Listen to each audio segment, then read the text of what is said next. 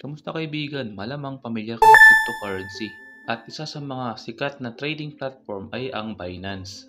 Ngayong araw, ituturo ko sa iyo kung paano mag-transfer ng pera mula sa CoinsPH patungong Binance.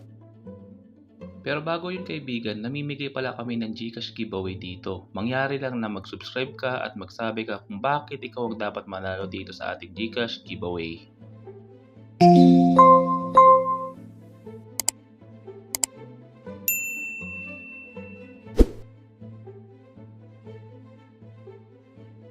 Sa bidyong to mga kaibigan, meron tayong 1,000 pesos. Ang una natin gagawin ay ko-convert muna natin yung 1,000 pesos natin to XRP. Bakit XRP? Ang XRP kasi ang pinakamababang transaction fee.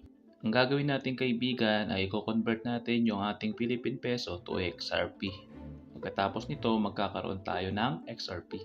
At dahil naging successful yung conversion, mapapansin nyo na nag-convert na yung ating Philippine peso to XRP. Pero mapapansin nyo from 1,000 naging 982 na lang yung value niya. Ang dahilan doon kaibigan dahil meron tayong tinatawag na transaction fee.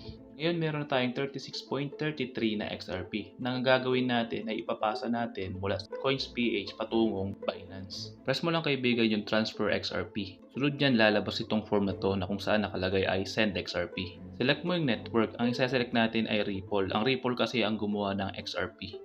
Sa amount naman, press mo na lang yung max para lahat ng XRP mo ay isi-send natin papuntang Binance. I-open mo na rin kaibigan yung Binance mo at hanapin natin yung wallet address. Pwede mo rin hanapin yung XRP at itap mo siya. Then mag-press ka ng deposit. Ganon din ang gagamitin natin network, ang Ripple. Tandaan mo kaibigan, ito yung pinakamahalaga, yung deposit address at yung XRP tag. Ngayong alam na natin yung destination address at yung XRP tag, magiging madali na lang yung transaction. I-copy mo lang yung XRP address mula sa Binance, pati na rin yung XRP tag kaibigan. At kapag nagawa mo na yung kaibigan, reviewin mo mabuti para hindi tayo magkamali. Dahil kinopy-paste lang naman natin, mababa yung chance na tayo ay magkamali. At kung sa tingin mo tama na yung mga informasyon na nailagay natin, maaari mo na yung press yung next. Uulitin ng CoinsPH ang verification para talagang tama yung nailagay nating information. Pagkatapos ito, magtutungo ito sa Confirm Transaction window. At kung tayo sigurado na, maaari natin pindutin yung button na Confirm. Nga pala kaibigan, yung note dito optional. Nilagyan ko lang para malaman ko lang na papasok yung message ko papunta sa aking Binance. Maaari mong i-ignore itong parting itong kaibigan. At magtungo or pindutin na natin yung confirm.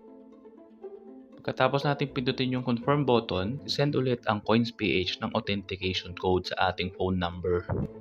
At once matype na natin yung authentication code, magdediretso na to sa pag-send ng ating XRP patungo sa ating Binance. Nga pala kaibigan, pinas forward ko na to dahil medyo inabot tayo ng 7 minutes yung transfer ng XRP mula sa CoinsPH papuntang Binance. Sa parte tong kaibigan, makikita mo yung transfer ng pera. Makikita mo dyan na nawala na yung XRP natin. Na-transfer na ito sa Binance account natin.